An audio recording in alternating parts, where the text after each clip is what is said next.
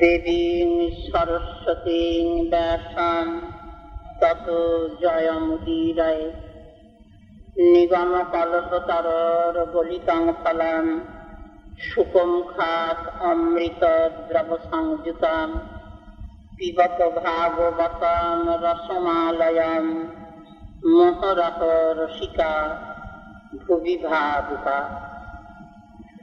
শ্রী গুরুপাদ পদ্মের করুণায়, গৌর ভক্তবৃন্দের করুণায়, সর্বোপরি আমাদের মা জননীর করুণায় আমরা ভাগবতী কথা প্রসঙ্গে শুনছিলাম আচার্য বেদব্যাসের বাক্য, যে শ্রীমৎ ভাগবত শাস্ত্রের অপূর্বতা, মানে যেটি অন্য কোনো কোথাও বলা হয়নি, এবং সেইটি শ্রীমৎ ভাগবত শাস্ত্র বলতে বসেছেন।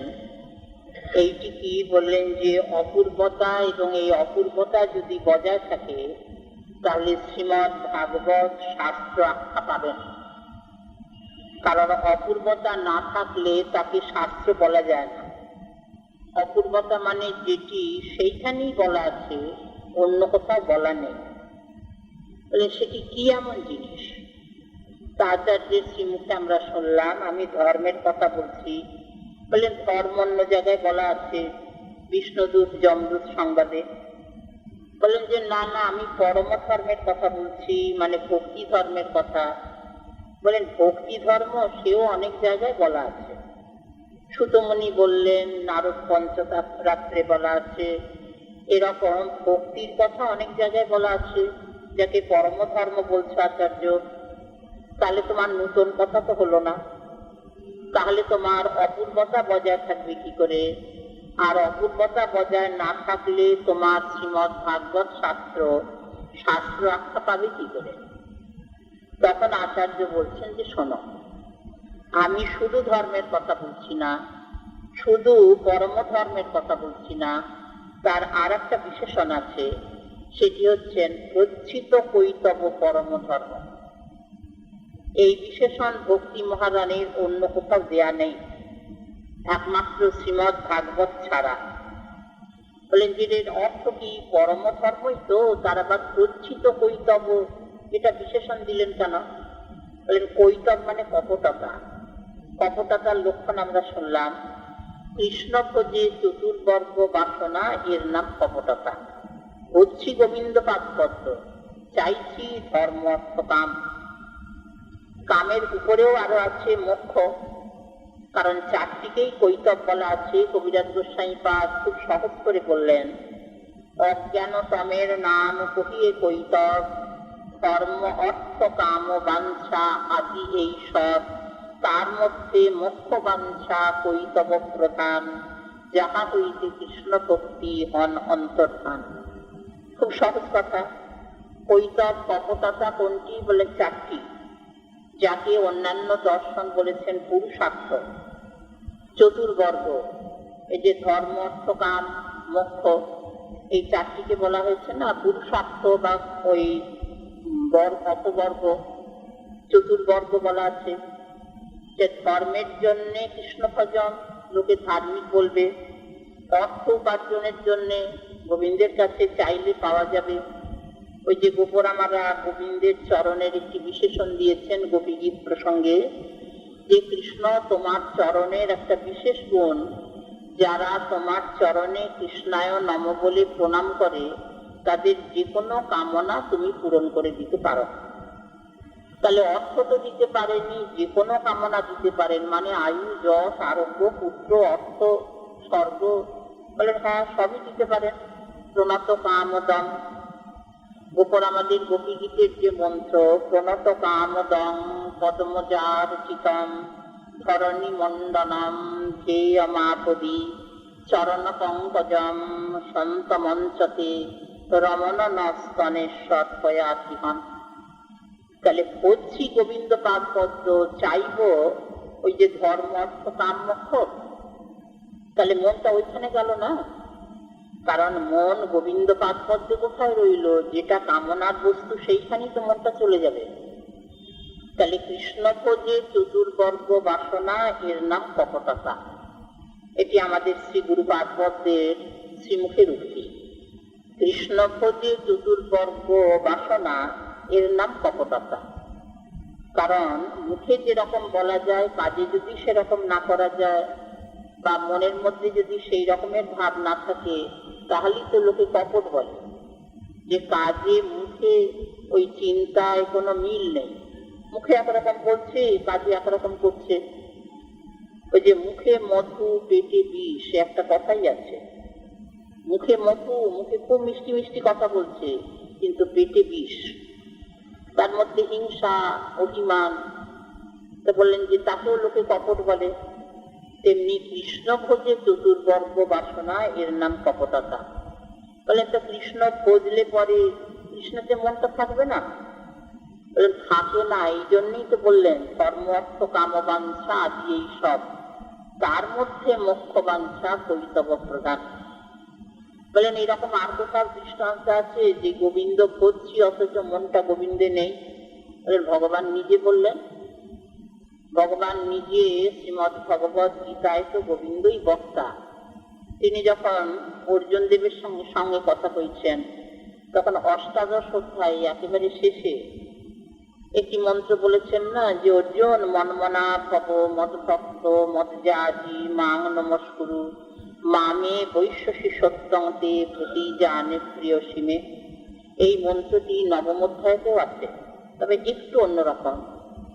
তখন অর্জুনদের জিজ্ঞাসা করছেন, মানে শ্রী বলদেব বিদ্যাভূষণ মশাই গীতা ভাষ্যকার, তিনি অর্জুনের পক্ষ হয়ে বলছেন যে সখে তুমি তো বেশি কথা বলছো, তোমাকে যখন মনটা দেবে, তোমার ভক্ত যখন তোমাকেই তো মনটা দেবে।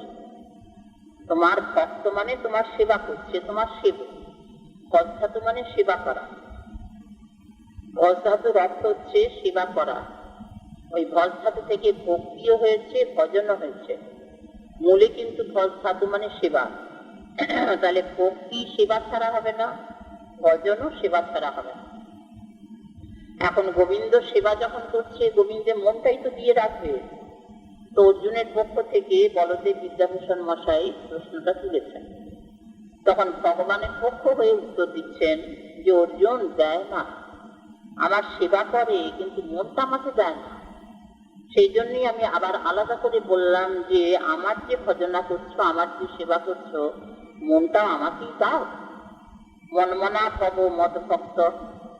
সেখানে বলদেব বিদ্যাভূষণ মশাই একটা উদাহরণ দিয়েছেন যে কেমন, রাজভক্ত নতু রাজমনা পরন্তু পত্নী মনা। রাজার ভক্ত, রাজার সেবক, বেতনের বিনিময়ে সেবা করছে, কিন্তু দেশে তার স্ত্রী পুত্র আছে না, পত্নী আছে, পুত্র আছে, সংসার আছে। এখন তার কথা ভাবছে, মনটা তো সেখানে দিয়ে রেখেছে। ওই প্রভুর সেবা করছে, রাজার সেবা করছে বলে যে রাজাতেই তার মনটা আছে তা নয়, মনটা দিয়েছে পত্নীতে। রাজভক্ত নতু রাজমনা পরন্তু পত্নী মনা। তো সেই রকম মানুষও গোবিন্দ ভজছে, কিন্তু মন দিয়ে রেখেছে কোথায়? বলেন আমাকে দেয়নি, ধর্ম অর্থ কাম মোক্ষ, ওইটা পাবার জন্য ভজছে। তো এই জন্য কপটতা বলছে, ধর্ম অর্থ কাম বাঞ্ছা আদি এই সব। তো এর তবু পার আছে। পার আছে মানে এটার থেকে নিবৃত্ত হতে পারে যদি সাধু গুরু বৈষ্ণবের করুণা হয়। তখন মনে হবে যে বাবা, যে ধর্মের জন্য লোকে ধর্ম ধার্মিক বলবে, তাতে কি এসে গেল? আমি গোবিন্দকে ভালোবাসি, অর্থ পাবার জন্য, নানান রকম কামনা পরিপূরণের জন্য গোবিন্দ করছি, এটা যেন ভালো লাগছে না। যেটা পাচ্ছি তাতে তো তৃপ্তিও হচ্ছে না। যতই বাসনা কামনা পূরণ হোক, কিন্তু তাতে তো তৃপ্তি পাচ্ছে না, শান্তি পাচ্ছি না, অশান্তি তো পাচ্ছে। তাহলে গোবিন্দ খোঁজে একবার দেখি, তাকে ভালোবেসে একবার দেখি, কোন রকমে মনটা ফিরতেও পারে। কিন্তু যে হৃদয়ে মুক্তি আছে, মুক্তি বাসনা, সেই হৃদয়ে ভক্তি মহারানী কখনো যাবেন না। এই জন্যে মুক্তি মানে মোক্ষ মানে মুক্তি। মুক্তি মানে সাধারণ এই স্বরদর্শনের মতে যে মুক্তির লক্ষণ, জন্ম মৃত্যুটা বন্ধ করে দেওয়া। মুক্তি মানে এই যে ঠাকুরের কাছে সব চায় না, যে ঠাকুর আমায় মুক্তি দাও, মুক্তি দাও। সংসারের যখন খুব জ্বালা যন্ত্রণা আর বেড়ে উঠছে না, ঠাকুর আমায় মুক্তি দাও। কিসের মুক্তি? মুক্তি মানে জন্ম আর মৃত্যু দুটোই বন্ধ হয়ে যাবে। একে তো জন্মের যাতনা আছে, মৃত্যুর যাতনা আছে, ওটা তো মনে থাকে না। মৃত্যুর যাতনা এখনো আসেনি, জন্মের যাতনাটা মনে থাকে না। যেই ভূমিষ্ঠ হলো শিশু, তখনই মাতৃ যশোরে যে যন্ত্রণাটা পেয়ে এসেছে ওটা ভুলে যায়। ভূমিষ্ঠ হইতে মায়া জ্ঞান করি নিল রে, প্রণব যশোর স্মৃতি অন্তর্হিত হইল রে। যদি মায়ের গর্ভের অবস্থাটা মনে থাকতো, তাহলে ওখানে তো স্মৃতিটা ছিল, ওখানে তো যন্ত্রণা পাচ্ছে না, আলো নেই, বাতাস নেই, ওই উল্টো মুখ হয়ে আছে, উল্টো পদে, হেঁটমুন্ডে, পা দুটো উপরের দিকে, মাথাটা নিচের দিকে, তারপরে ছোট্ট জায়গা, ভুগ্ন পৃষ্ঠ, পিঠটাকে পুজো করে আছে।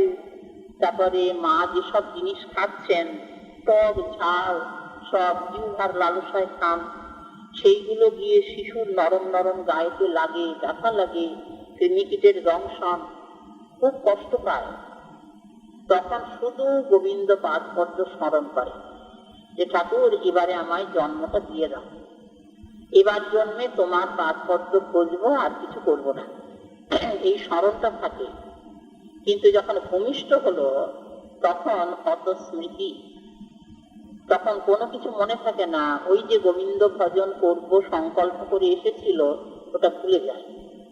ওটা ভুলে যাওয়ার সঙ্গে সঙ্গে মায়ের গর্ভে যে কষ্টটা পেয়েছে ওটাও ভুলে যায়। এই জন্য জন্মের যাতনাটা মনে থাকে না, মৃত্যুর যাতনা এখনো আসেনি। যখন আসবে তখন মুখ ফুটে বলবার মতো অবস্থা থাকবে না। তাই মানুষ দেখে যে মুক্তি পাওয়া যাবে গোবিন্দ বুঝলে, তাহলে তো পরম লাভ। এই যে যন্ত্রণা সংসারে জন্ম হলে তারপরে কিছুদিন থাকবে, তখনই তো রোগ শোক ভয় মোহ, দেহের ব্যাধি, মনের আদি, তারপরে আদি ভৌতিক দুঃখ, আদি দৈবিক দুঃখ, সব তো বেঁচে থাকা অবস্থায়, যেটা আমরা জীবন বলি। তাহলে এটা তো ভোগ করতে হচ্ছে না, জন্মই নেই, তার আবার থাকাটা কি, জীবন কি, আর মৃত্যু তো নেই। এইটা যদি বন্ধ হয়ে যায় এর মতো সুখ তো আর নেই। এই জন্য লোকে মুক্তি চায়, মুক্তি দাও ঠাকুর। তাই সেই মুক্তির আনন্দ পেলে পরে তখন তো আর ভগবানকে ভোজবার কোনো প্রশ্নই হবে না।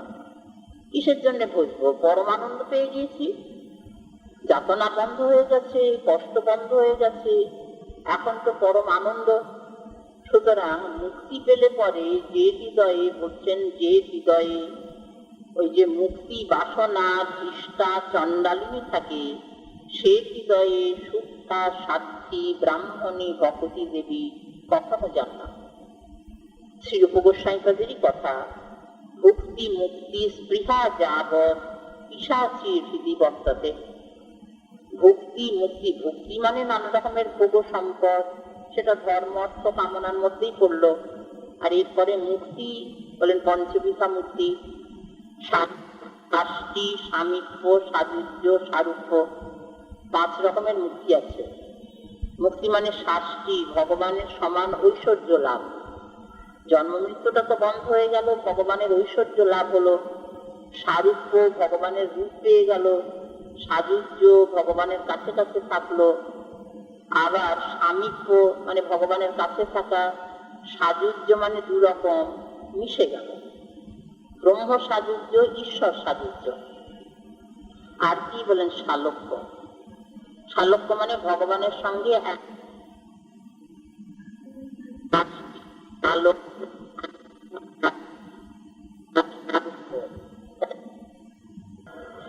চতুর্বিধা মুক্তি ভক্ত অঙ্গুলি না ছোঁয়।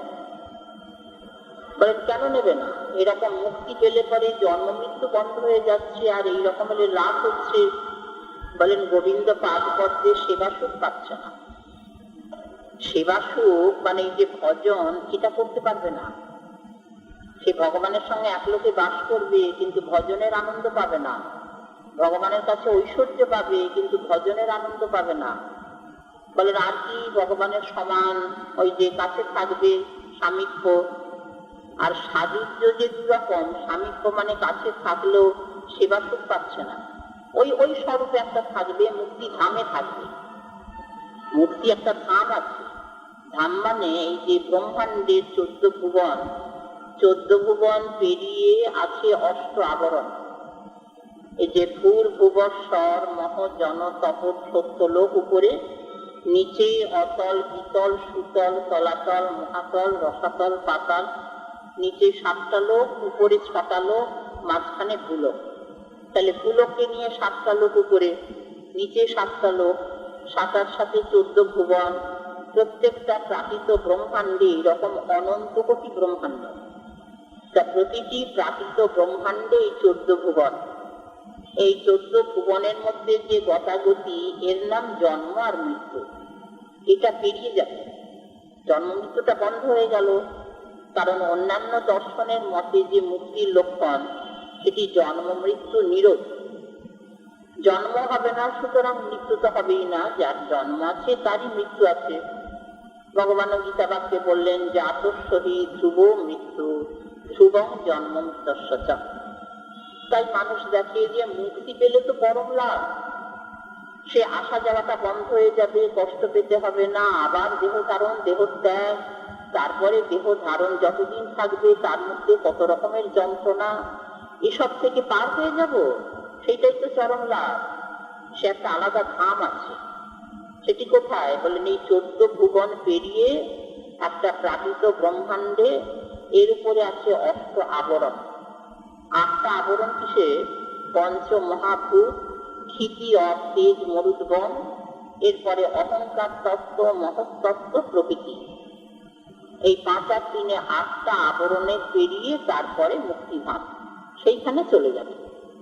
সেইখানে গিয়ে ওই মুক্তির আনন্দ, মানে জন্ম মৃত্যুটা বন্ধ হয়ে গেল, এইটাই তাদের কাছে পরমানন্দ। এর উপরে হাতে যে নগদ কিছু আনন্দ পাচ্ছে তা নয়। যেমন জ্ঞানবাদীরা বলেন না, জ্ঞানবাদীরা বলেন যে দুঃখটা যদি চলে যায় তাহলেই পরম আনন্দ। বলেন কিরকম দুঃখ? আনন্দ, দুঃখ চলে গেলে আনন্দ হয়। ভারাপবনে সুখী বর, কাঁধে একটা ভারী বোঝা বয়ে বয়ে নিয়ে যাচ্ছিল। তখন কাঁধের বোঝাটা ওই মাথায় রাখলো, বা মাথায় নিয়ে যাচ্ছিল, মাথার বোঝাটা কাঁধে রাখলো। এরপরে দেখলো যে না, ব্যথাটা তো সমানই রইলো, মাথায় ব্যথা করছিল, এখন কাঁধে ব্যথা করছে। তখন ডান হাত ভারী বোঝাটা বাঁ কাঁধে রাখলো। বাঁ কাঁধটা আবার কিছুক্ষণ যেতে যেতে ওই বোঝাটা বয়ে বয়ে নিয়ে যাচ্ছে, বাঁ কাঁধটা ব্যথা করবে। তখন ভাবলো যে আচ্ছা ফেলে দিতে পারে না, কিন্তু যদি মনে করে যে এই ব্যথাটা সারাতে গেলে এ তো হচ্ছে না, মাথার ভার কাঁধে নামালে ব্যথা যাবে, কারণ জায়গাটার পরিবর্তন হলো, কিন্তু ব্যথাটা কমবে না। তখন ভাবে যে যাকে এই বোঝাটা ফেলে দিই। বোঝাটা যখন ফেলে দিল তখন আর কোনো ব্যথা নেই। ওইটা কি ওরা সুখ বলে মনে করে? দুঃখটা নেই, দুঃখের উপশম হয়ে গেল, ওইটাই সুখ। ভক্ত তা বলে না। ভক্ত বলে যে ওতে সুখ কি হলো? দুঃখটা থাকলো না। দুঃখ থাকলো না, এটাতে তো সুখ পাওয়া যাচ্ছে না। সুখ বলে একটা আলাদা বস্তু আছে। দুঃখের অভাবটাই সুখ নয়, সুখ একটা হাতে কিছু পাবে, ভক্ত সেইটা চায়। ভক্ত ভগবানের ভজন করে যে আনন্দ পায়, এটা জ্ঞানীরা পায় না। জ্ঞানীরা মনে করে ভারাপবনে সুখী বর, ভাবটা যখন আর বইতে হচ্ছে না, তখন আর দুঃখটা নেই, বলেন ওইটাই সুখ। বলে তারা সুখের খবর জানে না। সুখের খবর জানে না বলে দুঃখের নিবৃত্তিটাকে সুখ বলে মনে করে। ভক্ত সুখের খবর জানে। ভক্ত জানে যে ভগবানের নাম রূপ গুণ লীলার শ্রবণ কীর্তন স্মরণ, তারপরে ভগবানের পাদপদ্মের সেবা, ভগবানকে নানা রসে আস্বাদন, এই দাস প্রভু, সখা সখা, পিতামাতা সন্তান, প্রিয় প্রিয়া, কান্ত কান্তা, এই যে 4 রসের মধ্যে যে কোনো রসে আস্বাদন করলে অনেক লাভ, অনেক আনন্দ, যেটা শুধু দুঃখের নিবৃত্তি নয়, কিন্তু পরম আনন্দ হাতে পাওয়া যাবে। এই জন্যে ভক্ত বলে যে প্রভু আমার মুক্তিতে দরকার নেই, মুক্তি ধামে যাব বটে, দুঃখের নিবৃত্তি হলো। কিরকম দুঃখ? বলে জন্ম মৃত্যুর কষ্টটা আর পেতে হলো না, কিন্তু হাতে কি পেলাম, কি আস্বাদন করলাম, তোমার মাধুর্য আস্বাদন করতে পারলাম। তোমার রস আস্বাদন করতে পারলাম, তোমার ধামের আস্বাদন হলো, বিগ্রহের আস্বাদন হলো, না নামের আস্বাদন হলো, লীলার আস্বাদন হলো, না বৈষ্ণবের আস্বাদন হলো? কিছুই তো হলো না। সেই জন্য আমার দরকার নেই, ভজন করলে তো ওই আনন্দটা উঠবে, ভজন ছাড়া তো আনন্দ উঠবে না। ভগবানের তো মিশে গেল। জ্ঞানবাদীরা ওই ঈশ্বর সাযুজ্য, ব্রহ্ম সাযুজ্য, সাযুজ্য মুক্তিও একটি আছে, তাকে আবার দুই ভাগে ভাগ করেছেন, ব্রহ্ম সাযুজ্য, ঈশ্বর সাযুজ্য। যেটি অদ্বৈত বেদান্তীর ব্রহ্ম সাযুজ্য, ব্রহ্মেতে লীন হয়ে গেল। ভগবানও তো বললেন, ভগবানও গীতা বাক্যে বললেন না একেবারে অষ্টাদশ অধ্যায়ে গিয়ে, ব্রহ্মভূত প্রসন্নাত্মা ন শোচতি ন কাঙ্ক্ষতি। ব্রহ্মভূত মানে ব্রহ্ম হয়ে গেলে পরে তার আর আকাঙ্ক্ষা নেই, কোনো কামনা বাসনা নেই, তারপরে কোনো ভয় নেই, মোহ নেই। তো ব্রহ্মভূত বলেন, ওটা ব্রহ্মভূত মানে ব্রহ্ম হয়ে যাওয়া নয়, ব্রহ্মকে জানা। শ্রী বলদেব বিদ্যাভূষণ মশাই গীতা ভাষ্যে বলছেন, ব্রহ্মভূত ওটা ব্রহ্ম হয়ে যাওয়া নয়, ওটা তো অদ্বৈত বেদান্তের পক্ষে হলো, ব্রহ্ম হয়ে যায়। ব্রহ্ম আসি ভক্ত কি তাই বলবে যে আমি ব্রহ্ম হয়ে যাব? বলেন যে না না, ব্রহ্মকে জানবে। বলেন যে তাহলে ব্রহ্ম হয়ে যাওয়া বললেন কেন? বলেন যে হয়ে যাওয়া তো নয়, ব্রহ্মকে জানা, ব্রহ্মবিদ তাই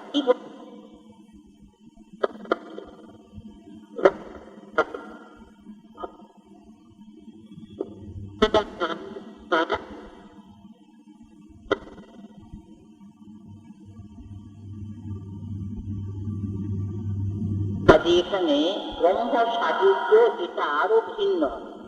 ঈশ্বর সাযুজ্য তবু মেনে নিতে পারা যায় কোন রকমে, তাও ভক্ত শুদ্ধ ভক্ত মানবে না। কিন্তু ব্রহ্ম সাযুজ্য ব্রহ্মেতে লীন হয়ে যাচ্ছে, বলেন ঈশ্বর সাযুজ্য মানবে কেন? বলেন ঈশ্বরে যে পরম ঐশ্বর্য আছে, পরম আনন্দ আছে, রস আছে, সেইটি আস্বাদন না করে ঈশ্বরে যারা লীন হয়ে যায় তারা মূর্খ না? ব্রহ্মেতে তো ওসব নেই। ব্রহ্মেতে রূপ, রস, গন্ধ, শব্দ, স্পর্শ, শক্তি, লীলা এসব নেই ঠিক বলা যায় না, তবে প্রকাশ নেই। প্রকাশ নেই আর নেই দুটো কথার মধ্যে তফাৎ আছে। প্রকাশ নেই আর নেই, একজন মানুষ গান গাইতে জানে না, তার কণ্ঠে গীত শক্তি নেই, কিন্তু যার গান গাইবার ক্ষমতা আছে সে যদি ঘুমিয়ে থাকে তাকে বলা যাবে যে তার কণ্ঠে গীত শক্তি নেই? বলেন না, গীত শক্তি আছে কিন্তু তার প্রকাশ নেই। ঘুমিয়ে আছে তো, ঘুমন্ত মানুষ তো গান করতে পারে না, তখন কণ্ঠে গীত শক্তি আছে কিন্তু ওটাও ঘুমিয়ে আছে। শক্তি নেই তা নয়, শক্তি আছে, তবে শক্তিটাও সুপ্ত অবস্থা, শক্তির প্রকাশ নেই। এখানেও তাই, ব্রহ্মেতে শক্তি নেই বা কোনো গুণ নেই, রস নেই, গন্ধ নেই, শব্দ নেই, স্পর্শ নেই, এটা জ্ঞানবাদীরা বলেন। কোনো আকার নেই, আকার মানে রূপ, এই জন্য তারা ব্রহ্মকে বলেন নিরাকার। ওই অরস, অশব্দ, অস্পর্শ, অগন্ধ এসব বিশেষণ দিয়েছেন ব্রহ্মের। ভক্তিবাদী বলেন যে ব্রহ্ম ভগবানের অংশ, তার শব্দ, স্পর্শ, রূপ, রস, গন্ধ নেই, লীলা নেই, তারপরে শক্তি নেই, এটা তো বলা যায় না, তত্ত্ববস্তু। ব্রহ্ম তো তত্ত্ব, তবে অংশ, সম্পূর্ণ নয়, আংশিক। পরমাত্মা আংশিক, ভগবান সম্পূর্ণ।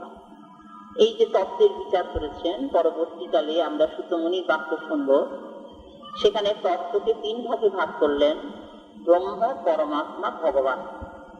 তাহলে ব্রহ্ম তত্ত্ববস্তুর অংশ, তার শক্তি নেই, তার লীলা নেই, তার শব্দ, স্পর্শ, রূপ, রস, গন্ধ নেই, এটা তো বলা যায় না। তাহলে তো তত্ত্ব অসম্পূর্ণ হয়ে গেল, তত্ত্ব তো অসম্পূর্ণ হবে না। তা ব্রহ্মে তো দেখা যাচ্ছে না, ব্রহ্মাটা জ্যোতিষ স্বরূপ, বলেন প্রকাশ নেই, প্রকাশ নেই, সেখানে অপ্রকাশিত শক্তি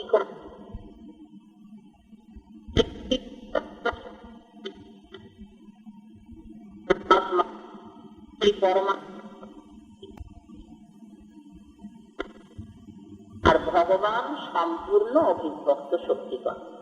শক্তি বিকাশের তারতম্য। যেমন একজন ঘুমন্ত মানুষ, তার কণ্ঠে গীত শক্তি আছে, সেই তো ঘুম থেকে উঠে গান না থাকতো তাহলে ওই মানুষ জেগে গান করতে পারত না। এরপরে ওই যে গায়ক যিনি গান গাইবেন, তিনি যদি মানুষের সঙ্গে এমনি কথা বলছেন, গান গাইছেন না, কথা বলতে গেলেও কিছু শক্তির খরচ হয়। আর ঘুমিয়ে যখন আছে তখন কোনো শক্তির খরচই নেই, শক্তি আছে তার প্রকাশ নেই। কিন্তু যখন ওই গায়ক তার সঙ্গে কথা বলছেন, গান গাইছেন না, তখন কথা বলার জন্য যেটুকু শক্তির প্রকাশ সেইটুকু হচ্ছে।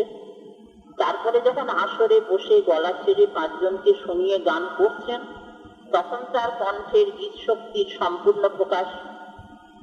এইরকম শক্তি বিকাশের যেমন তারতম্য আছে, তেমনি তত্ত্ববস্তুরও শক্তি বা গুণ, যে কোনো গুণের প্রকাশের তারতম্য আছে। ব্রহ্মেতে প্রকাশই নেই, অপ্রকাশিত শক্তি পাওয়া হচ্ছেন ব্রহ্ম। পরমাত্মা স্বরূপে চেতনতার কিছু প্রকাশ, কারণ ওই পরমাত্মায় প্রতিটি দেহে থেকে নিজের চেতনতা দান করেন বলে শরীরটা চেতনের মতো কাজ করে। শুধু জীবাত্মাতে হয় না, জীবাত্মার তো অনুপরিমাণ চেতনতা, অনুচৈতন্য জীব, সে আর কতটুকু চেতনতা দিতে পারে? যে চেতনতা সমস্ত শরীরটা চেতনের মতো কাজ করে। এই যে কান কথা শুনছে, চোখ দেখছে, ওই নিঃশ্বাস প্রশ্বাস করছে, তারপরে জিহ্বা কথা বলছে, শরীরের ত্বগিন্দ্রিয় কাজ করছে, স্পর্শ সুখ অনুভব করছে, পায়ে চলছে, হাতে কাজ করছে, সব শক্তির বিকাশ না? তাই এত শক্তি, এত চেতনতা জীবাত্মা দিতে পারে না, এই জন্য পাশে পরমাত্মাকে থাকতে হয়। তাহলে পরমাত্মা শক্তি খরচ করছে অল্প, অন্য শক্তির বিকাশ হচ্ছে না। কিন্তু ভগবানে অনন্ত শক্তির বিকাশ, শব্দে স্পর্শে রূপে রসে গন্ধে লীলায় শক্তিতে অনন্ত স্বরূপ। তাই ভগবান হচ্ছেন ওই সম্পূর্ণ অভিব্যক্ত শক্তিকর, পরমাত্মা কিঞ্চিত অভিব্যক্ত শক্তিকর, আর ব্রহ্ম অনভিব্যক্ত শক্তিকর। ব্রহ্মেতে শক্তির একেবারেই প্রকাশ নেই, ঘুমিয়ে আছে শক্তি, আর ভগবানের সম্পূর্ণ বিকাশ।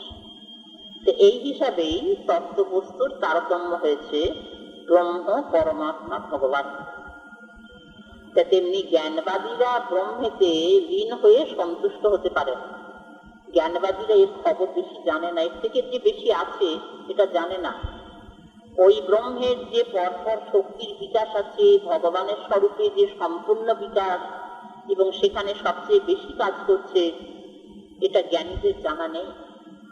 এই জন্য জ্ঞানীরা ব্রহ্মানুভূতি লাভ করে তৃপ্ত হয়।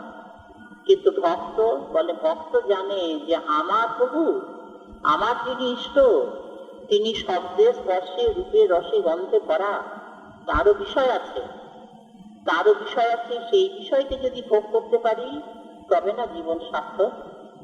ঠাকুর মশাই সাধন মার্গে বললেন, গোবিন্দ বিষয় রস সঙ্গ কর তার দাস। তোমরা বিষয় ভোগ চাইছো তো, এই যে সংসারের বিষয় ভোগ আর কতটুকু, সসীম, দেখতে দেখতে ফুরিয়ে যায়।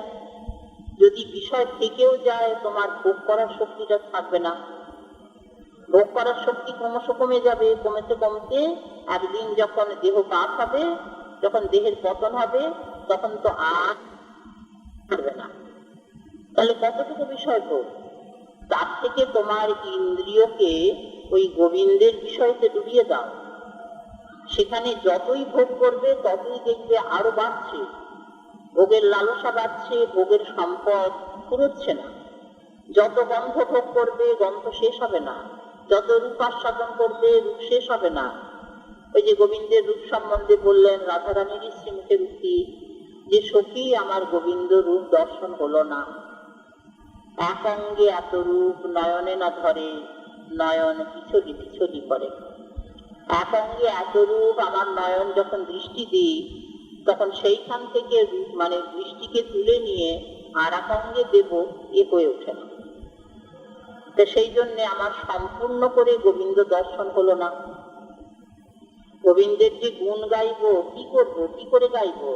জিহ্বা একটু গুণ গাইতে গেলে পরে বলেন দেখা যায় যে অনন্ত গুণ সে জিহ্বায় বলা যায় না।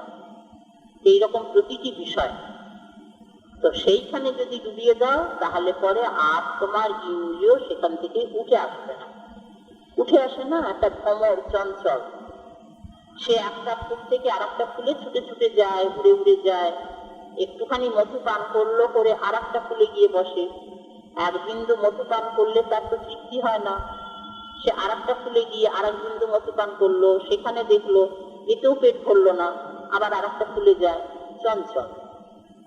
কিন্তু ওই চঞ্চলতাটা থাকে না কখন? যখন ওই ভ্রমরটা গিয়ে পদ্ম ফুলে বসে। পদ্মে তো অনেক মধু, সে তো পান করে শেষ হয় না। তখন ওইখানে গিয়ে যখন বসে তখন আর চঞ্চলতা নেই, তখন স্থির হয়ে গেছে। তেমনি আমরা জীব এই যে বিষয় হতে বিষয়ান্তরে ছুটে ছুটে যাচ্ছে চঞ্চলতায়, ভোগ করে তৃপ্তি হচ্ছে না, আবার আর একটা বিষয় নিচ্ছে, আর একটা বিষয় নিচ্ছে, স্থিরতা নেই। ছেলের মুখ দেখতে মা ভালোবাসে, তাহলে ছেলের মুখটাই দেখুন।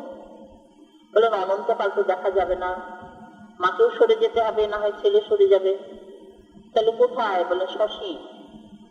বলেন এরপরে সে আর একটা বিষয় চায়, আর একটা বিষয় চায়, এই যে চঞ্চলতা। কিন্তু গোবিন্দের রূপ যদি দর্শন করতে পারে তাহলে নয়ন আর ফিরবে না। সেই দর্শনে নয়ন এমন তৃপ্তি লাভ করবে, শুধু নয়ন রূপে নয়, যে কোনো ইন্দ্রিয় দিয়ে যে কোনো বিষয়। কারণ আমাদের যে জ্ঞানেন্দ্রিয় সেটা তো পাঁচটা: চক্ষু, কর্ণ, নাসিকা, জিহ্বা, ত্বক। ভগবানেরও পঞ্চ বিষয়: শব্দ, স্পর্শ, রূপ, রস, গন্ধ। বিষয়ের যেমন পাঁচটা, ওই যে পঞ্চ বিষয় শব্দ, স্পর্শ, রূপ, রস, গন্ধ, গোবিন্দেরও তাই। বলে নিজের ইন্দ্রিয় পঞ্চককে গোবিন্দের পঞ্চ বিষয়তে ডুবিয়ে দাও।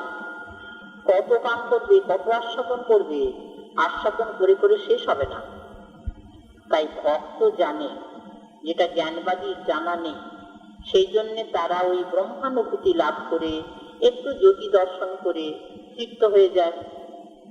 এখানে মুক্তি, সে মুক্তির আনন্দ যারা পাচ্ছে তারা ভজনের খবর জানে না, গোবিন্দ সেবার খবর জানে না।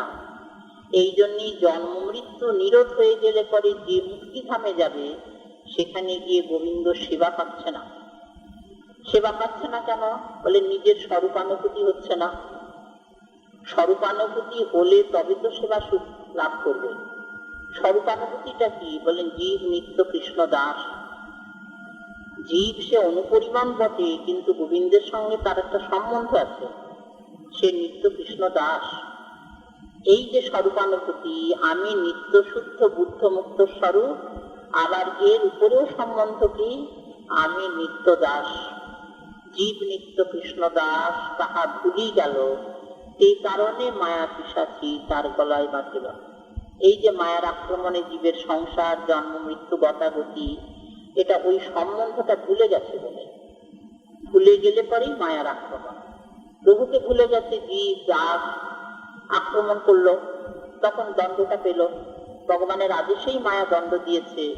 তবে এই গোবিন্দ ভোলার জন্য যে অপরাধ, সেই অপরাধে কবিরাজ গোস্বামীপাদ বললেন, কৃষ্ণ ভুলি সেই জীব অনাদি বহির্মুখ, অতএব মায়া করে দেয় সংসার দুঃখ। জীব নিত্য কৃষ্ণদাস, তাহা ভুলি গেল, এই কারণে মায়া পিশাচি তার গলায় বাঁধিল। একটা অপরাধ আছে, অপরাধ আছে বলেই দণ্ডটা এসেছে। অপরাধ না করলে তো দণ্ড পেতে হয় না। যেখানে যেখানে দণ্ড সেখানে বুঝতে হবে কিছু অপরাধ আছে। তাই এই যে জীব ভুলে গেছে গোবিন্দ পাদপদ্ম, নিজের সঙ্গে ভগবানের সম্বন্ধটা, দাস প্রভু, এটা মুক্তি পেলেও যাচ্ছে না। মুক্তি পাচ্ছে, জন্ম মৃত্যুটা বন্ধ হচ্ছে, মুক্তিধামে যাচ্ছে, তার জন্ম মৃত্যুর কষ্টটা ভোগ করতে হচ্ছে না। কিন্তু জীব যে নিত্য কৃষ্ণ দাস, এ অনুভূতিটা হচ্ছে না। এই জন্যই জন্ম মৃত্যু নিরোধ রূপ যে মুক্তি, তার এটা ত্রুটি।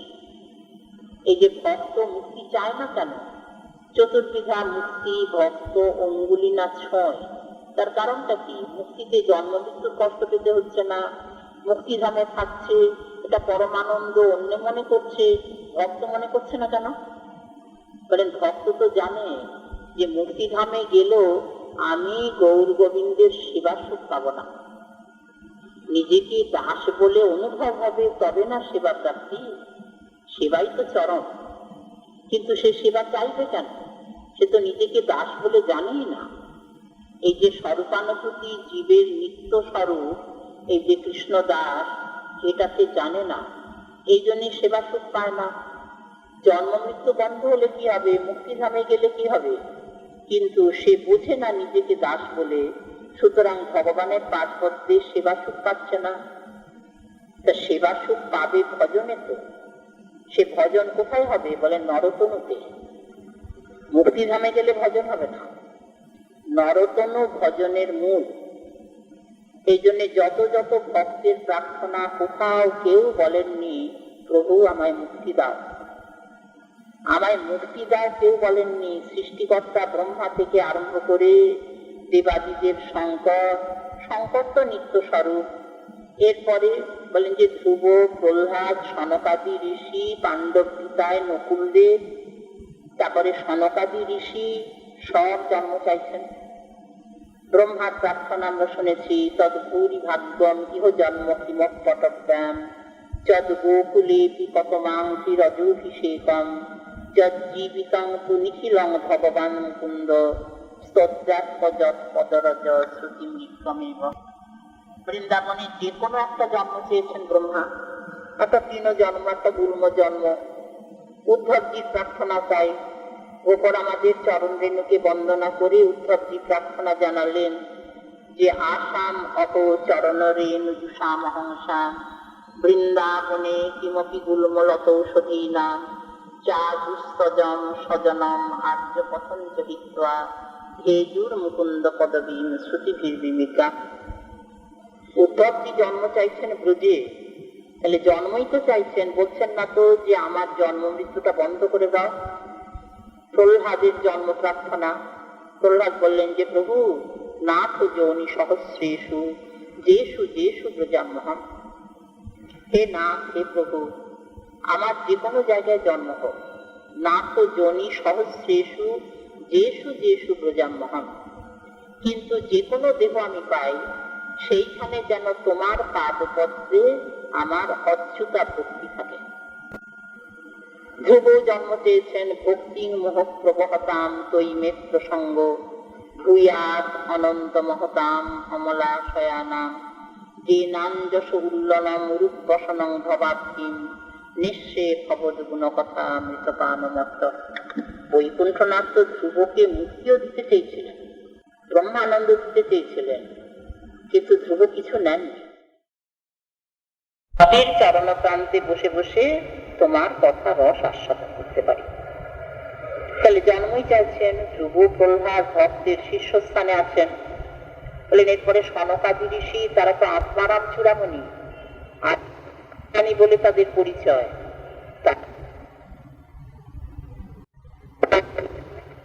ঋষিগণ, তোমরা আমার জয় বিজয় দাঁড়িকে অভিশাপ দিয়েছ, তাহলে তোমাদের দণ্ড পেতে হবে। আমার দাঁড়ি আমার দিয়েছ, সুতরাং অপরাধী ব্যক্তির দণ্ড পাওয়া উচিত। আমি তোমাকে দাও প্রভু। বলেন কি দণ্ড দেব জানো? তোমরা অনন্তকাল নরকে বাস করো, পারবে? অনন্তকাল নরক বাস তোমাদের তো অভ্যাস নেই। তোমরা তো মুক্ত পুরুষ, মায়াস্পর্শ শূন্য, নরক দর্শনই করনি। আর সেই নরকে যদি তোমাদের অনন্তকাল বাস করতে বলি, তোমরা এই দণ্ড সহ্য করতে পারবে? তখন ঋষিরা বলছেন পারবো প্রভু, তোমার কৃপায় পারবো, তবে আমাদের একটা প্রার্থনা আছে। বলে কি প্রার্থনা বলো? বলেন ওই নরকে থাকি আর যেখানে থাকি, যতদিন থাকি থাকতে রাজি, কিন্তু সেখানে থেকে যেন তোমার কথা কানে শুনতে পাই, তোমার নাম যেন জিহ্বায় উচ্চারণ করতে পারি, তোমার তাৎপর্য যেন মনে স্মরণ করতে পারি। তাহলে ভক্তি অঙ্গ যাজনই তো চাইছেন। ভক্তি অঙ্গ যাজন জন্ম না পেলে হবে? নরতন ভজনের মূল ওই যে ঋষিদের প্রার্থনা শুকদেবের মনীষায় ধরা আছে, কামং ভবস্ব বিজিনৈরিনিরয়েষু নস্যাৎ চেতোলিবৎ যদিনু তে পদয় রমেত বাচষ্ট ন তুলসীবৎ যদি তেঙ্ঘি শোভা পূর্যেত তে গুণগণৈর যদি কর্ণরম্ভ। আত্মারাম, তারা আদি ব্রহ্মজ্ঞানী বলে শাস্ত্রে তাদের পরিচয়, তারা জন্ম চাইছেন।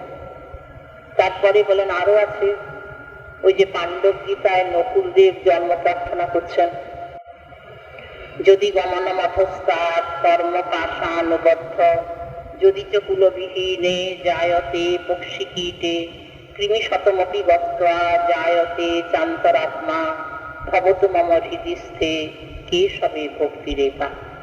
হতে পারে আমার কর্মবশে অনেক নিকৃষ্ট জন্ম হতে পারে, অনন্তকাল নরকে গমন হতে পারে, শত শতবার কৃমিকীট জন্ম হতে পারে।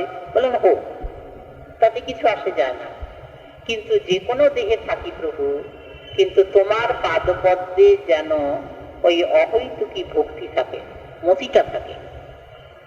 ওই যে পদকর্তা বিদ্যাপতি বললেন যে কিয়ে মানুষ পশু পাখি কিয়ে জনমিয়ে অথবা কীট পতঙ্গে কর্ম বিপাকে গতাগতি পুন পুন মতির হুতুয়া পর সঙ্গে। কিয়ে হতে পারে মানুষ পশু পাখি কিয়ে জন্মিয়ে, যে কোনো জন্ম হোক। তাহলে পশু পাখি জন্মই চাইছেন, নিকৃষ্ট জন্ম বললেন তা হোক। যে দেহেতে ভজন হবে তাকে পশু দেহ বলা যাবে না। রাজর্ষি ভরত মৃগ জন্ম পেয়েছেন, সেই মৃগ জন্মকে পশু দেহ বলা যাবে? ওই মৃগ দেহেতে যে আচরণ করেছেন, আমি তো মানুষ হয়ে তা পারি না। প্রসাদ ভোজি হয়ে আছেন ভরত মৃগ দেহেতে, ভগবানের কথা শুনতে সেইখানে ঋষির আশ্রমে পড়ে রইলেন। ওই নিজের বনের সঙ্গে মিশতে পারতেন, ওই বনে গিয়ে অন্য হরিণদের সঙ্গে মিশামিশি করে সেইখানে থাকতেন। ঋষির আশ্রমে রইলেন কেন? ওই হরি কথা শুনবেন, কানে যাবে। প্রসাদ উচ্ছিষ্ট ভোজি হয়ে আছেন, মানুষ হয়ে পারা যায় না, পশু দেহে ভজন থেকে সরে যাচ্ছেন না। তাহলে যে পশু দেহেতে ভজন থেকে সরে যাচ্ছে না তাকে পশু দেহ বলা যাবে? বলা যাবে না। এই জন্যে ওই যে কিয়ে মানুষ পশু পাখি কিয়ে জন্মিয়ে অথবা কীট পতঙ্গে, কীট পতঙ্গ জন্ম যদি হয় বলে তা হোক, কিন্তু কর্ম বিপাকে কত জন্ম হতে পারে? কর্ম বিপাকে গতাগতি পুনঃ পুনঃ। তাহলে গতাগতি স্বীকার করছেন। গতাগতি মানে জন্ম মৃত্যু। একটা দেহ তো অনন্তকাল থাকবে না, সে দেহটার পতন হবে, আবার নতুন দেহ হবে। বলেন তা হোক, এটা কর্মফলে হবে। কর্ম বিপাকে গতাগতি পুনঃ পুনঃ। তাহলে পুনঃ পুনঃ জন্ম মৃত্যু স্বীকার। বিদ্যাপতির পদ, তা কিয়ে মানুষ পশু পাখি কিয়ে জন্মিয়ে অথবা কীট পতঙ্গে কর্ম বিপাকে গতাগতি পুনঃ পুনঃ মতির হুতুয়া পর সঙ্গে। কিন্তু যে কোনো দেহ পাই, যে কোনো জন্ম পাই প্রভু, তোমার পাদপদ্মে যেন মতিটা থাকে। এই যে জন্ম প্রার্থনা, জন্ম হলেই মৃত্যু হবে, তবে ভক্তের মৃত্যুকে মৃত্যু বলা হয় না কেন? ভক্ত দেহ চিন্ময়, চিন্ময় স্বরূপে এই প্রাকৃত জগতের মৃত্যু মায়া স্পর্শ হয় না। জন্মেতেও কষ্ট নেই, মৃত্যুতেও যাতনা নেই। এই জন্য জন্ম মৃত্যুর অতীত স্বরূপ, সেই জন্যই চিন্ময়। আবার ওই যে শ্রীমান মহাপ্রভু প্রার্থনা, অন্যের প্রার্থনা তো আছে, মহাপ্রভু নিজে ভক্ত কক্ষায় দাঁড়িয়ে প্রার্থনা করছেন, জন্মই তো চাইছেন। শিক্ষাষ্টকমের যে মন্ত্র, ন ধনং ন জনং ন সুন্দরী কবিতাং বা জগদীশ কাময়ে মম জন্মনি জন্মনি ঈশ্বরে ভবতার ভক্তির অহৈতুকিত্বই ধন জন নাহি মাগো কবিতা সুন্দরী শুদ্ধা ভক্তি কৃষ্ণ মরে দেহ কৃপা করি। মম জন্মনি জন্মনি ঈশ্বরে ভবতার ভক্তির অহৈতুকিত্বই। এটা মহাপ্রভু প্রার্থনা হতে পারে? বলে শিক্ষা দিচ্ছেন অথবা নিজে আস্বাদন করছেন। শিক্ষাষ্টকমের মন্ত্র তো জীবকে শিক্ষা দিচ্ছেন যে দেখো জগতের জীব ভগবানের কাছে কিভাবে প্রার্থনা করতে হয় আমার প্রার্থনা শুনে শিখে দাও। কত প্রার্থনা তো করো না তার চরণে, কিন্তু এই প্রার্থনা করো যে প্রভু আমার কর্মবশে যে কোনো জন্ম হোক, যে কোনো দেহ ধারণ করি, কিন্তু সেই দেহেতে যেন তোমার পাদপদ্ম বুঝতে পারি, তোমার পাদপদ্মে যেন অহৈতুকী ভক্তি থাকে। মম জন্মনি জন্মনি ঈশ্বরে। তাহলে জন্মনি জন্মনি যখন, তাহলে জন্মের পর মৃত্যু আছে, তারপরে আবার জন্ম। এই মহাপ্রভুর প্রার্থনা, অথবা মহাপ্রভু তো ভক্তভাব অঙ্গীকার করে এসেছেন, কাজী ভক্ত কক্ষায় দাঁড়িয়ে নিজে আস্বাদন করছেন যে ভক্ত কিভাবে প্রার্থনা করে সেইটি নিজে আস্বাদন করছেন। ভক্ত কিভাবে মহাপ্রসাদ সেবা করে, কিভাবে নাম করে আনন্দ পায়, কি করে প্রণাম করে আনন্দ পায়, কি করে সেবা করে আনন্দ পায়, স্তুতি করে আনন্দ পায়, প্রার্থনা করে আনন্দ পায়, প্রত্যেকটি অশেষ বিশেষে ভোগ করেছেন। এই জন্য অশেষ বিশেষে ভোক্তা শ্রী গৌরসুন্দর। দান তো আছে, ভুরি দাতা প্রভু আমার, কিন্তু আবার আস্বাদনের স্বরূপ। সেই আস্বাদনে ভক্ত কক্ষায় দাঁড়িয়ে আস্বাদন করছেন, সেখানেও জন্ম প্রার্থনা। তাহলে যে জন্ম মৃত্যু নিরোধ রূপ মুক্তি, এটা ভক্ত ছই না। এই সেই পঞ্চবিধা মুক্তি যতই হোক, ভক্ত অঙ্গুলি না ছোঁয়। তাই আচার্য বেদব্যাস বলছেন যে এটি কিন্তু শ্রীমদ্ ভাগবতের নূতন কথা। এ কথা কিন্তু কেউ বলেনি। ভক্তির কথা বলা আছে, ভক্তির লক্ষণ করা আছে, তারপরে ওই যে বললেন যে ধর্মের কথা বলা আছে, ভক্তি ধর্ম, পরম ধর্ম, বলেন হ্যাঁ পরম ধর্মের কথা বলা আছে, কিন্তু কোথাও ভক্তি মহারানীর এ লক্ষণ প্রকাশ পায়নি যেখানে মুক্তি বাসনাকেও ত্যাগ করতে হবে। মুক্তি বাসনা নির্মুক্তা ভক্তি, এইটি শ্রীমদ্ ভাগবত শাস্ত্রের প্রতিপাদ্য বস্তু, এইটি নূতনত্ব। সেটি বোঝাচ্ছেন কি বিশেষণ দিয়ে, যে প্রচ্ছিত কৈতব পরম ধর্ম। শ্রীমদ্ ভাগবত শাস্ত্রে যে ভক্তি ধর্মের কথা বলা আছে তার একটা নূতন বিশেষণ, প্রচ্ছিত কৈতব পরম ধর্ম। শুধু ধর্ম নয়, শুধু পরম ধর্ম নয়, তার আর একটা বিশেষণ কি, প্রচ্ছিত কৈতব পরম ধর্ম। প্রচ্ছিত মানে প্রকৃষ্ট রূপে, উচ্ছিত মানে তপ্ত। উচ্ছিত পদের অর্থ হচ্ছে ত্যাগ করা। প্রকৃষ্ট রূপে ত্যাগ করেছেন, যে কি ত্যাগ করেছেন বলেন যে প্রচ্ছিত কৈতব, কপটতা। কপটতা অন্য কপটতা নয়, যে কপটতার মধ্যে শ্রেষ্ঠ কপটতা মুক্তি সম্পদ, যেটি কবিরাজ গোস্বামীপাদ বললেন যে তার মধ্যে মোক্ষ বাঞ্ছা কৈতব প্রধান। যে মুক্তি বাসনা মনের মধ্যে থাকলে সেখানে তাকে পিশাচি বলা আছে। পিশাচি বললেন কেন, লোকে যখন মানে কাউকে যে ভূতে ধরে না, পিশাচে ধরে, ভূতে ধরা মানুষ সে নিজের বশে থাকে না, সে অনেক খাচ্ছে কিন্তু তার গায়ে লাগে না, সে জীর্ণ শীর্ণ, অথচ প্রচুর খাচ্ছে, সে অস্থানে কুস্থানে যাচ্ছে, মরার কয়লা খাচ্ছে, অবাচ্য কুবাচ্য বলছে, সে নিজের বশে থাকে না। ভূতের পিশাচে ধরলে ওই রকম হয়, শরীরটা রোগা হয়ে যায়। তো সেই যে ভূতের পিশাচে যখন ধরে তখন তাকে যেমন নিজের বশে সে থাকে না, ওই যা কিছু করে অন্যরকম ভূতে যেমন করছে, ভূতের পেটে পড়ে সেই সব খাদ্য, তেমনি এখানে মুক্তি যাকে ধরেছে, মুক্তি বাসনা যা, তাকে বলছেন যে ওই পিশাচগ্রস্ত লোক, ভূতে ধরা লোক, সেও নিজের বশে থাকে না। সে যে গোবিন্দ পাদপদ্মে সেবা সুখ পাচ্ছে না এটা মনেই করে না, সে যে নিজেকে দাস বলে মনে করতে পারছে না এটা তার মনে জাগেই না।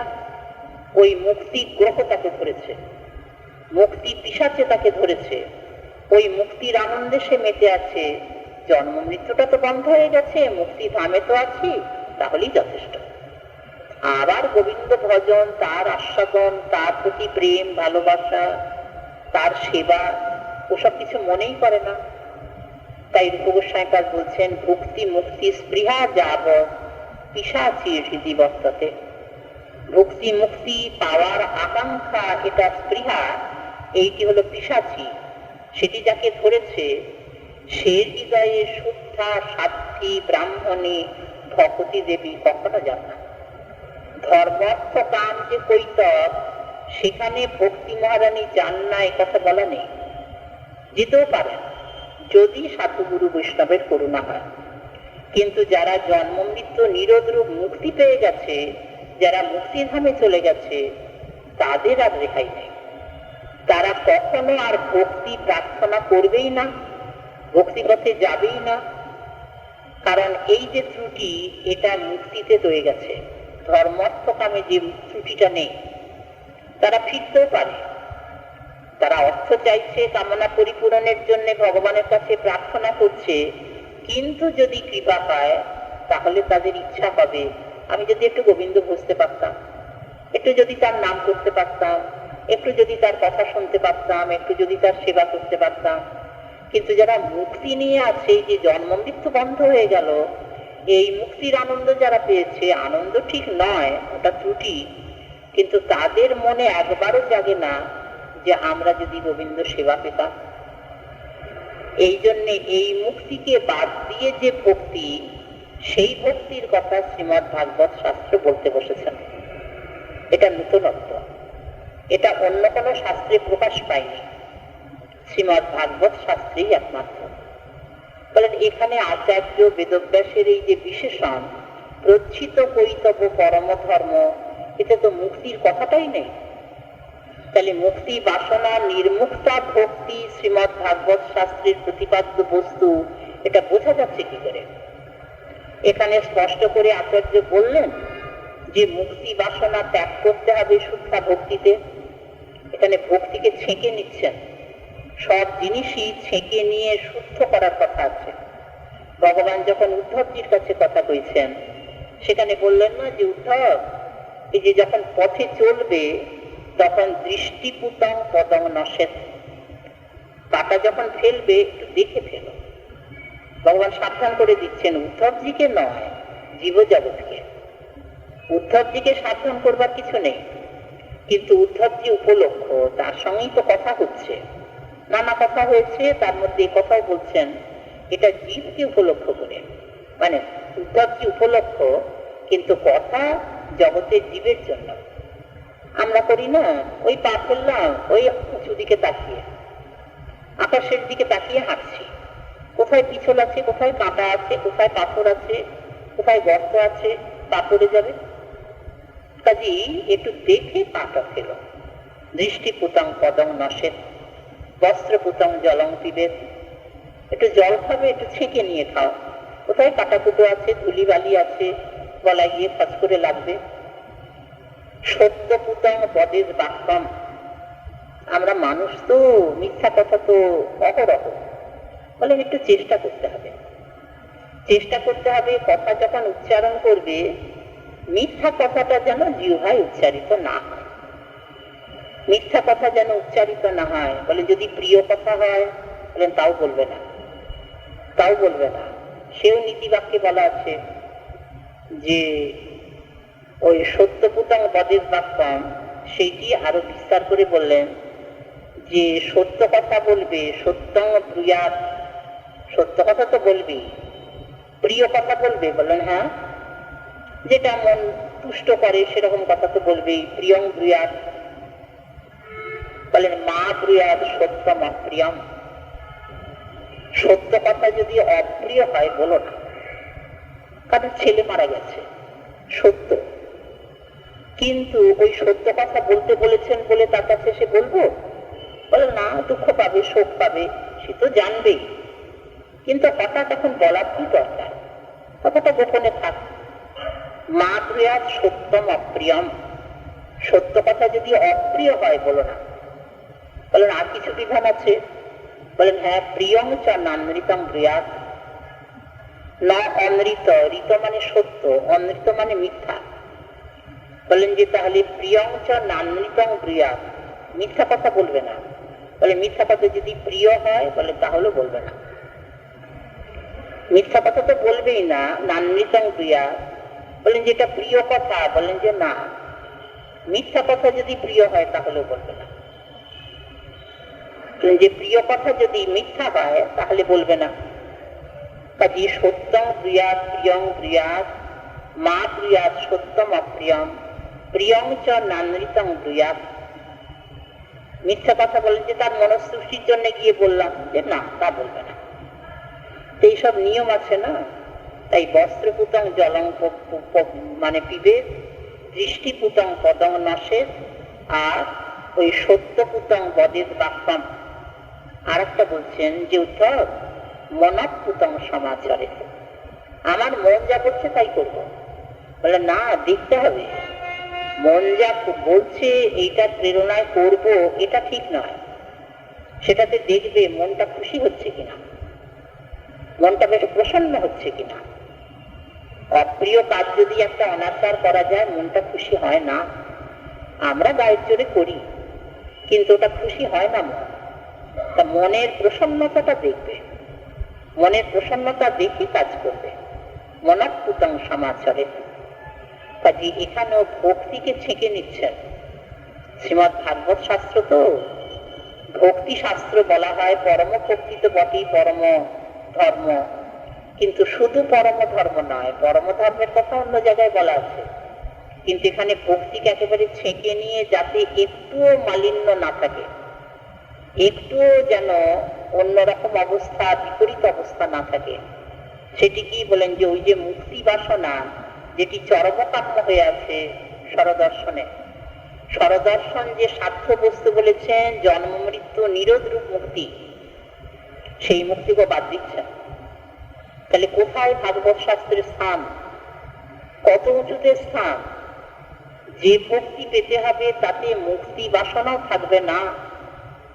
মুক্তি বাসনা নির্মুক্তা ভক্তি, এইটি আচার্য বেদব্যাসের যেখানে প্রকাশ পেয়েছে পদরূপে, সেইটি প্রচ্ছিত কৈতব পরম ধর্ম। প্রকৃষ্ট রূপে উচ্ছিত মানে তপ্ত হয়েছে, কৈতব মানে কপটতা, যে ভক্তি থেকে, সেই ভক্তির কথা শ্রীমৎ ভাগবত শাস্ত্রে বলা আছে। বলেন এখানে তো মুক্তি কথারই উল্লেখ নেই। তাহলে মুক্তি বাসনা নির্মুক্তা ভক্তি এটা বোঝাচ্ছে কি করে? বলেন আচার্যের বাক্যে বোঝা যাচ্ছে না। আচার্যের বাক্যে বোঝা যাচ্ছে না। প্রকৃষ্ট রূপে উচ্ছিত তপ্ত হয়েছে যে ওই কৈতব, এর নাম মুক্তি, এর নাম মুক্তি। কৈতব মানে শ্রেষ্ঠ কপটতা। মুক্তিকে বললেন কবিরাজ গোস্বামীপাদের পদে আমরা পেলাম, তার মধ্যে মোক্ষ বাঞ্ছা কৈতব প্রধান, সেইটিকে বাদ দেবার কথা বলা হচ্ছে। বলেন বাদ দিবার কথা বলা হচ্ছে এই যে প্রকৃষ্ট রূপে তপ্ত হয়েছে যে কৈতব কপটতা, এটা বুঝবার কি উপায়? এখানে তো প্রকৃষ্ট রূপে তপ্ত হয়েছে এটা বোঝা যাচ্ছে, কিন্তু যে মুক্তি সোজাসুজি বলো, কৈতব বলতে তো ধর্ম অর্থ কাম মোক্ষ বোঝায়, কামও বোঝায়।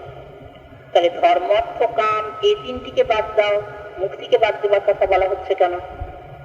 কৈতব বলতে তো চারটিকেই ধরা হয়েছে না, যে অজ্ঞান তমের নাম কহিয়ে কৈতব। তাহলে কৈতব বলতে ধর্ম অর্থ কাম, নানান রকমের কামনা বাসনা, এটাও তো ধরা যায়। তাহলে ওগুলোকে বাদ দাও, এখানে মুক্তিকে বাদ দেবার কথা এটা তো স্পষ্ট করে ঠিক বোঝা যাচ্ছে না। প্রজ্জিত কৈতব পরম ধর্ম বলেন মূলে মন্ত্রীতে বোঝা যাচ্ছে না। এই জন্যই তো ব্যাসকূট শ্রীমৎ ভাগবত শাস্ত্রে অনেক জায়গায় ব্যাসকূট শুককূট এসব আছে, মন্ত্রে বোঝা যাচ্ছে না কথা। এই জন্যই তো গোস্বামীপাদগণের টিকার প্রয়োজন, সেইখানে ব্যক্ত করেছেন তারা করুণা করে। তাই আমার পরম পূজ্যপাদ আচার্যদেব শ্রীমৎ কৃষ্ণানন্দ দাস বাবাজি মহারাজ, যিনি একজন সুপ্রসিদ্ধ ভাগবত বক্তা, তিনি ভাগবতের মানে অনুশীলন করে তাকে অনুভব করেছেন জীবনে এবং সেইভাবে কথা প্রকাশ করেছেন। যারা তার শ্রীপাঠ শুনেছেন তারা জানেন তিনি একটি কথা বলতেন, আমরা সবাই যাকে খুব মানে প্রিয় হিসাবে জানি, কেদারদা। পরে তার বিশাশ্রয়ের পরে তার নামকরণ হয়েছিল, মানে ভিকের নাম কৃষ্ণানন্দ দাস বাবাজি মহারাজ, কিন্তু তাকে সবাই জানেন কেদারদা বলে। তা তিনি বলতেন যে দেখো, শ্রীমৎ ভাগবত শাস্ত্রকে দেখা যায় না, বোঝা যায় না, চশমা দরকার হয়। যেমন মানুষের দৃষ্টিশক্তি যখন ক্ষীণ হয়ে যায় তখন ওই চিকিৎসককে দেখাতে হয়। তখন চিকিৎসক চিকিৎসা করে চশমা দেন। চশমাতে খুব সূক্ষ্ম জিনিসও ধরা পড়ে যায়, ভালো করে স্পষ্ট করে দেখা যায়। তেমনি শ্রীমদ্ ভাগবত শাস্ত্রের যে মূল মন্ত্র বোঝা যায় না, সেখানে অনেক সময় অন্যরকম আছে, কতবার আছে না, ভগবানের এই জন্মলীলা প্রসঙ্গে তো আছে, অন্যান্য অনেক জায়গায় আছে। ভগবান অংশ ভাগে অবতীর্ণ হলেন, ভগবান কৃষ্ণচন্দ্র অংশ ভাগে অবতীর্ণ হলেন, অথাকম অংশ ভাগে না। জন্মলীলা প্রসঙ্গে শুকদেব বলেছেন।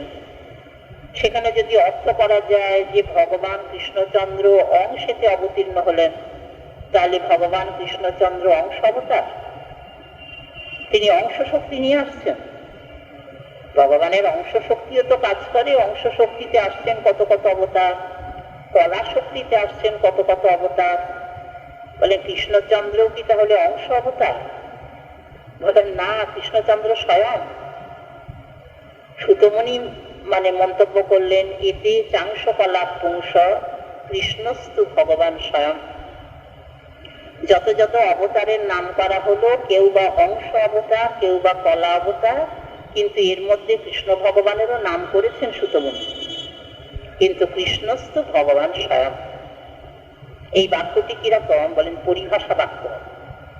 পরিভাষা বাক্য বলে এই বাক্য সব জায়গায় লাগবে। পরিভাষা বাক্য কিরকম কাজ করে? প্রদীপের মতো। প্রদীপের মতো কিরকম?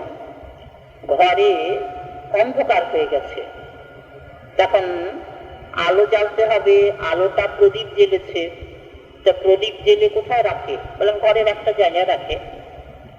সেই একটা জায়গায় থেকে প্রদীপটা যেমন সমস্ত ঘরটাকে আলোকিত করে, প্রদীপ নিয়ে প্রত্যেকটা জিনিসের কাছে দেখিয়ে দেখতে হয়। ঘরে একটা প্রদীপ জ্বলছে, সেই প্রদীপের আলোতে সমস্ত ঘরটা আলোকিত হয়ে যায়। যে কোনো জিনিস ওই প্রদীপের আলোতে দেখা যায়। প্রদীপ নিয়ে প্রত্যেকটা জিনিসের কাছে কাছে যেতে হয় না। তেমনি শাস্ত্রে পরিভাষা বাক্য প্রদীপের মতো কাজ করে।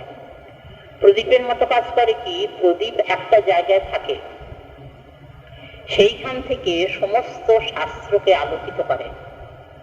একে বলা হয় পরিভাষা বাক্য।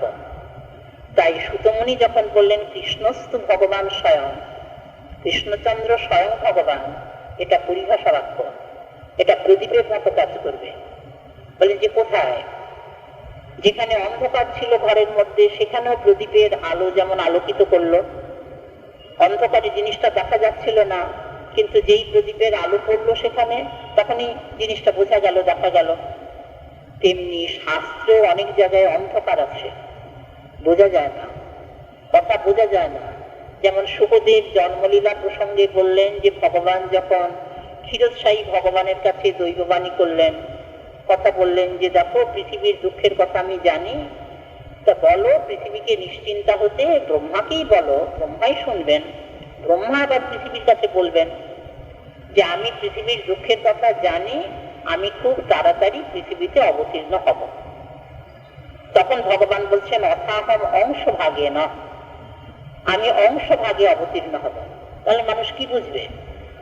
মানুষ বুঝবে যে ভগবান বলছেন আমি অংশে অবতীর্ণ হব, তার মানে অংশ শক্তিতে আসবো।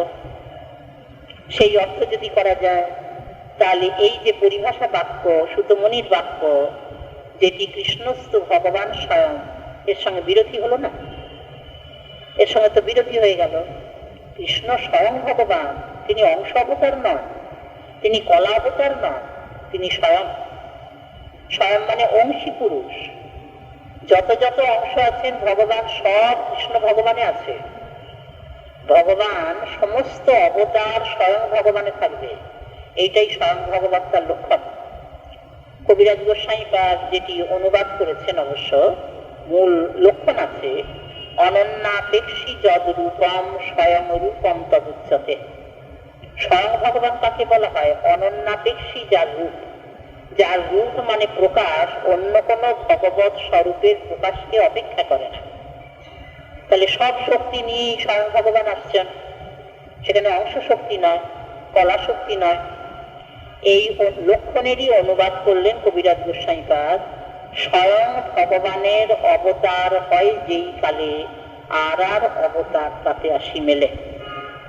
তাহলে মিলে গেল। তাহলে সব অবতার স্বয়ং ভগবানে আছেন, তার মানে তিনি অংশী। অংশ অবতারেতে স্বয়ং সব ভগবান থাকতে পারেন না। সেখানে তো অংশ শক্তি কাজ করছে, সব ভগবান থাকবেন কি করে? কিন্তু কৃষ্ণস্তু ভগবান স্বয়ং, তিনি অংশী পুরুষ। অংশী পুরুষের মধ্যে যেমন সব অংশ থাকে, অগ্নি পুঞ্জের মধ্যে সব অগ্নি কণা আছে। আর অগ্নি কণাটা স্ফুলিঙ্গ, বলেন অগ্নিপুঞ্জের অংশ। সেই অগ্নি কণা বা অগ্নি স্ফুলিঙ্গের মধ্যে যত অগ্নি কণা আছে সব থাকতে পারে? তা তো থাকতে পারে না। তেমনি কৃষ্ণ ভগবান অংশ অবতার হবেন কি করে? কিন্তু ভগবান যখন বললেন অথাহম অংশ ভাগে না, তাহলে কি করে বোঝা যাবে? বলেন এগুলো ব্যাসকূট, শুককূট। কূট মানে খুব জটিল, বোঝা যাচ্ছে না। তখন টিকার আশ্রয় নিতে হয়। টিকার আশ্রয় নিতে হয়। টিকা তো করেছেন গোসাইপাদগণ। তাই আমার কেদাররা বলতেন যে দেখো, এই যে ব্যাসকূট, শুককূট, এইগুলো বুঝতে গেলে পরে চশমা ছাড়া চলবে না, নিজের দৃষ্টিতে কুলবে না। দৃষ্টি মানে বুদ্ধি, পাণ্ডিত্য, বিদ্যা। আমার বিদ্যা দিয়ে, আমার পাণ্ডিত্য দিয়ে যদি ব্যাখ্যা করতে যাই তাহলে কুলবে না। বলেন যে কি ব্যাখ্যা করবে? সেখানে যদি কেউ ব্যাখ্যা করেন, ভগবান বলছেন আমি অংশ রূপে অবতীর্ণ হব, অংশ ভাগে, তাহলে তো স্বয়ং ভগবান, স্বয়ং ভগবত্তা বোঝালো না। বলেন যে তখন ওই নিজের দৃষ্টিতে কুলোলো না, ওই পাণ্ডিত্য হলো না, ওই বিদ্যায় হলো না। বলেন যে তখন যেমন ক্ষীণ দৃষ্টি হলে নিজের চোখে আর দেখা যায় না, তখন চশমা নিতে হয়। চশমাতে তখন খুব সূক্ষ্ম জিনিসও খুব স্পষ্ট করে বোঝা যায়।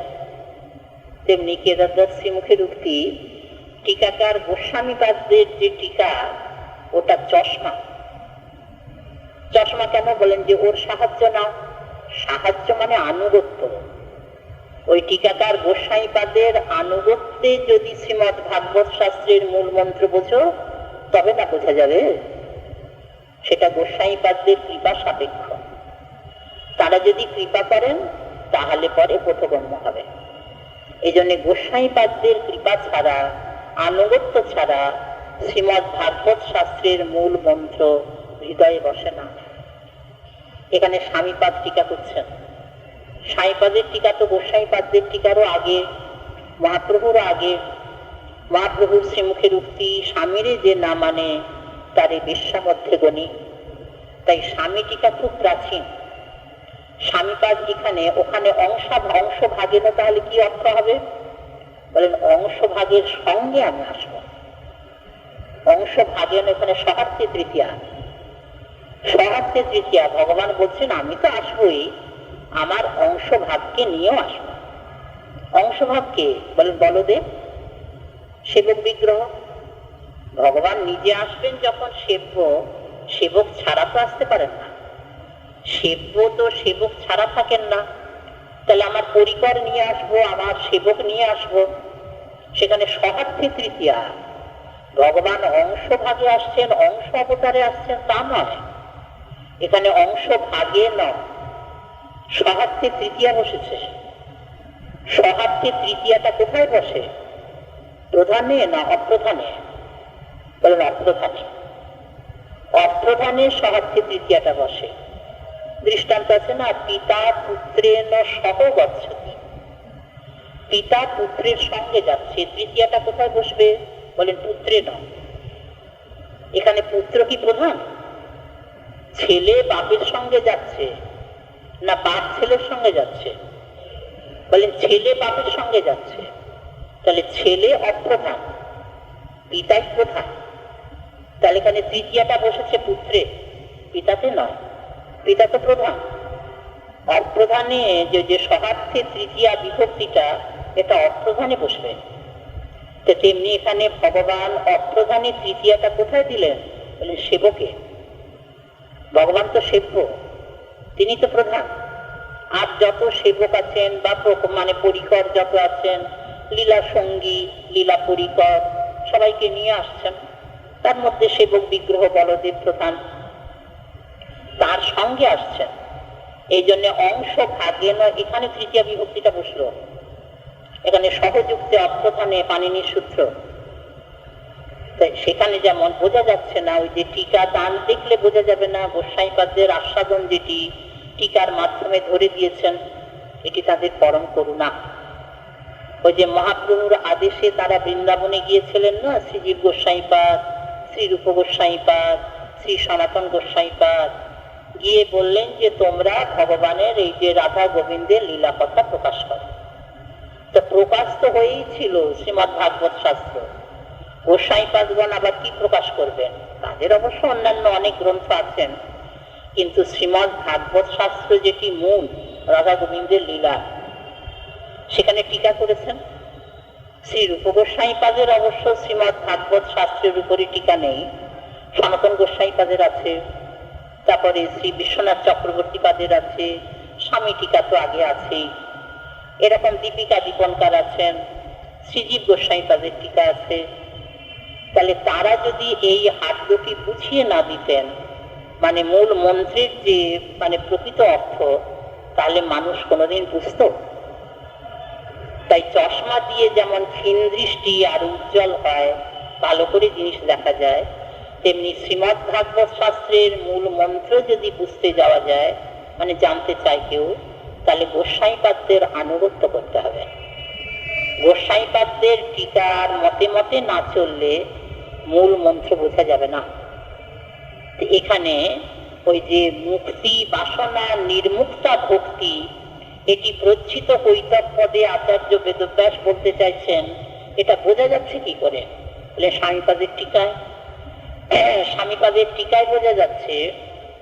বলেন যে খুব সংক্ষিপ্ত, একটা উপসর্গ।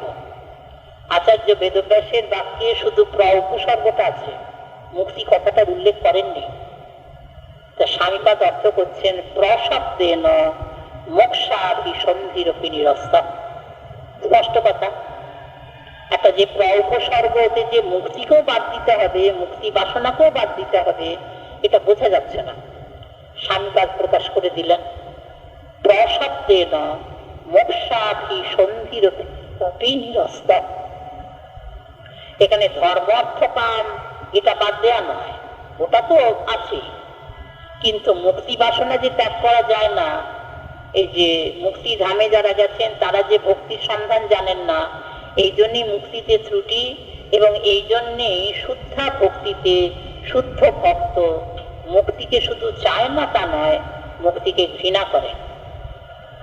মুক্তিকে ঘৃণা করে, ঘৃণা কথাটাই উল্লেখ করেছেন ওই যে কৈবল্যম নরকায়তে, শ্রী সরস্বতী পাদের কথা, অকাট্য যুক্তি।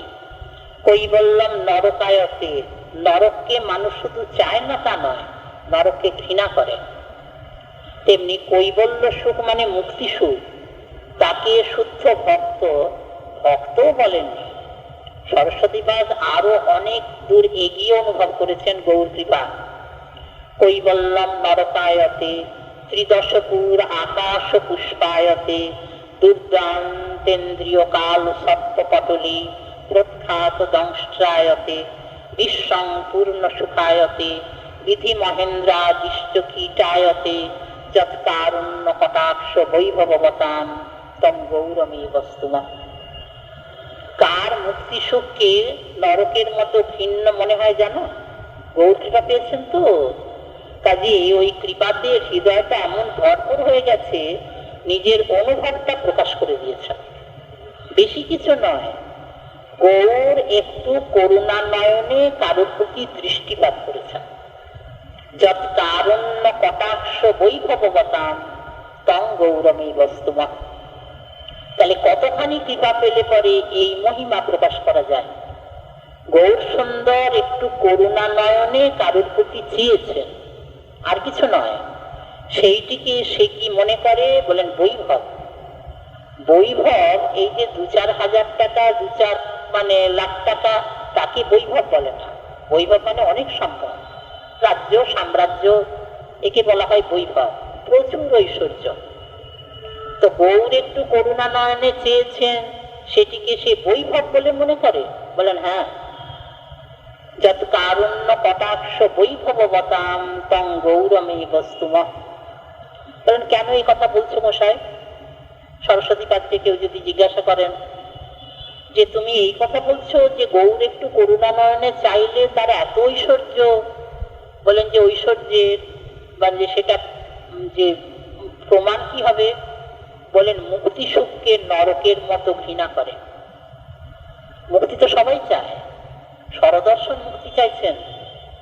আর যে গৌর করুণা কটাক্ষরূপ বৈভব লাভ করেছে সে মুক্তিকে নরকের মতো মনে করবে? তাহলে কতখানি সম্পদ পেলে পরে নরকের মতো তুচ্ছ, মানে ঘৃণ্য, শুধু তুচ্ছ নয়, তুচ্ছ আর ঘৃণ্য তফাৎ আছে। ঘৃণা করে, নরককে লোকে ঘৃণা করে, নরকে কেউ যেতে চায় না। তাহলে সেই কৈবল্য সুখ মানে মুক্তি সুখ। কৈবল্য বলা হয় মুক্তিকে। আত্মা যখন কেবল হয় মানে একক হয়, সেই কেবলের ভাবের নাম কৈবল্য। কারণ আত্মার উপরে তো দুটো দেহ আছে না, ওই যে সূক্ষ্ম দেহ আর স্থূল দেহ। স্থূল দেহটাকে ছেড়ে যাচ্ছে প্রতি মৃত্যুতে, যে মৃত্যুতে সূক্ষ্ম দেহটাকে ছাড়ছে না, সূক্ষ্ম দেহটা আত্মার গায়ে লেগে থাকে। যখন স্থূল দেহটা ছেড়ে আত্মা চলে যায় তখন তো মুক্তি হচ্ছে না আত্মার, সূক্ষ্ম দেহটা তার গায়ে লেগে আছে, ওই দেহের উপরে আসক্তি আছে। এখন এমন যদি মানে মৃত্যু হয় যেখানে সূক্ষ্ম দেহটাকেও ছেড়ে গেল, সূক্ষ্ম দেহের উপরেও তার আসক্তি রইল না, স্থূল দেহেতে আসক্তি তো ত্যাগ করে প্রতি মৃত্যুতে, সূক্ষ্ম দেহের উপরে আসক্তিটা ত্যাগ করতে পারে না।